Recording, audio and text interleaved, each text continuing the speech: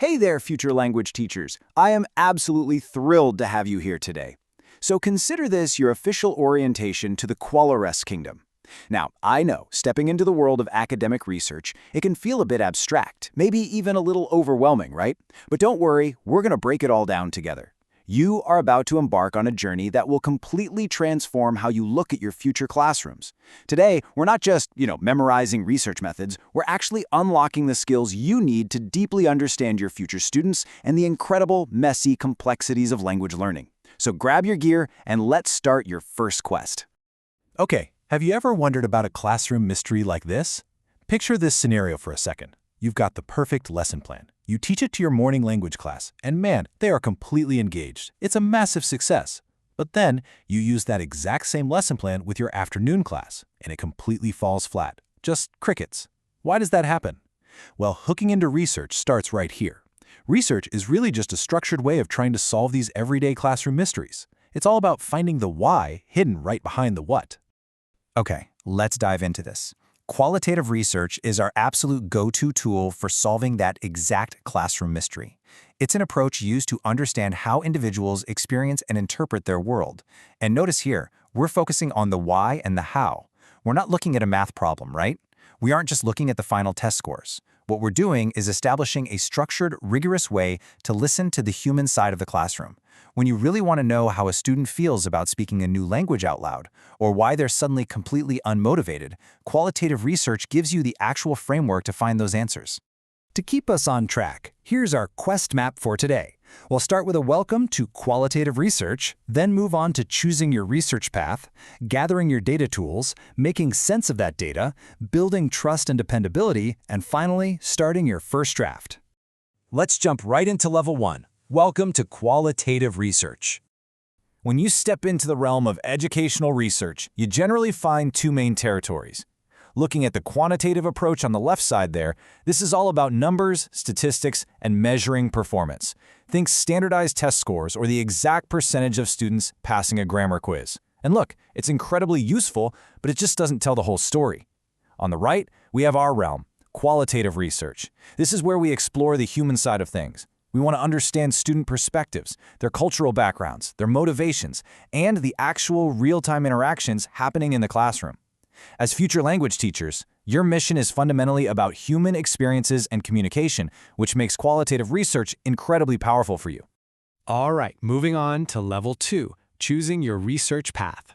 So the crucial point is choosing a method that actually fits the complexity of a real school. And that's exactly why the case study is one of the most popular and, honestly, most powerful mission types in educational research. A case study lets you generate an in-depth, multifaceted understanding of a complex issue right in its real-life context. You aren't isolating variables in some sterile laboratory. No way! You're exploring an event like, say, a new bilingual education program or even just a single struggling student's journey in depth, right there in the messy, wonderful, totally natural setting of an actual school. Next up is level 3, gathering your data tools.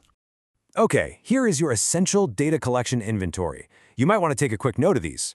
First, we have interviews. These are your one-on-one, deep dive discussions. Next are focus groups, which are absolutely brilliant for seeing how students bounce ideas off one another and explore their shared experiences. Then, we have classroom observations, where you basically act like a fly on the wall, recording the actual interactions and behaviors as they naturally unfold. And finally, document analysis. Now, this could be reviewing a school's language policy, looking at student essays, or even reading their foreign language learning diaries. By equipping multiple tools like this, you build a much richer, much more complete picture of your classroom. And this brilliantly illustrates how those tools are used in practice. Do you notice how the process forms a circle and not just a straight line? That's because research is an iterative loop. You prepare your protocols, you collect your data from your sources, you manage that data, and then you analyze it. But hey, as you analyze, you might suddenly realize you need to ask entirely different questions, so you just loop back around. It's a continuous cycle. I really want to reassure you here, research isn't some scary one-way street where a single mistake leads to a dead end. It's flexible. You can, and you absolutely should, adapt as you learn more about your students. Let's head to level 4, making sense of data. Qualitative data analysis is really where the magic happens. It's all about organizing and making meaning out of everything you've just gathered. But here's the secret. You don't decide on the answers before you look at the data. Instead, you apply your subjective, interpretive lens to the information, and you allow patterns, themes, categories, and regularities to emerge directly from the data itself. You might read through an interview and reflect, wow, this student mentions fear of making a mistake like 5 different times. You didn't force that theme, right? The student's own experience revealed it to you. It's this constant process of reflection and reinterpretation to truly understand what motivates your learners. Moving to level 5, building trust and dependability. Way back in 1985, researchers Lincoln and Guba introduced 4 foundational criteria for evaluating trustworthiness in qualitative research. And guess what? They're still the gold standard today. They are credibility, transferability, dependability, and confirmability. Researchers use very deliberate strategies to establish these 4 pillars. And why do we do this? Because teachers, school leaders, and policymakers need to be absolutely certain they can trust your findings before they go and change a whole curriculum or adopt a new language teaching method based on your work. Let's focus specifically on dependability for a moment. In quantitative research, they talk a lot about reliability, like if I run this math equation again, will I get the exact same number? But in qualitative research, we are dealing with human beings who literally change every single day. So instead, we look for dependability.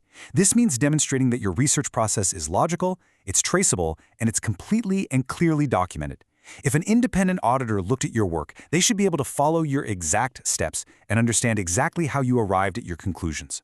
Let's move to and see how this builds into something super practical that you can actually do. You achieve dependability by building an audit trail. And honestly, it's just a step-by-step recipe. Step 1, keep your raw field notes. Step 2, save your exact interview transcripts. Step 3, document your coding decisions. Literally write down exactly why you group certain quotes into specific themes. And step 4, keep reflective notes about your methodological choices. Why did you choose to interview instead of observe that day? By keeping this organized trail, you prove that your work is rigorous, systematic, and highly dependable. And finally, level 6, starting your first draft. Before you go and write that first word, I want to give you a quick reminder of why we actually do this. All this talk of methodology, audit trails, data analysis, it all serves a much higher purpose. For researchers in education, trustworthiness is ultimately about doing justice to the real experiences of your students. The people you are studying, they are real human beings trying to learn a language, trying to improve their lives. Their experiences matter. So when you write your draft, write it with empathy. Write it knowing that by accurately capturing their struggles and triumphs, you are taking the very first step toward becoming an incredible, responsive language teacher. Now, what's really interesting about this slide is how it ties everything together for your very next real-world EdQuest challenge. I want you to think about your future school environment. Out of credibility, transferability, dependability, and confirmability, which one do you think will be the absolute most challenging to establish, and why? Ponder that question as you log back into the QualiRes Kingdom for your next mission. You've got the map, you've got the tools, and you are totally ready to explore. Thank you so much for joining me on this explainer today, and I seriously cannot wait to see the incredible research drafts you build.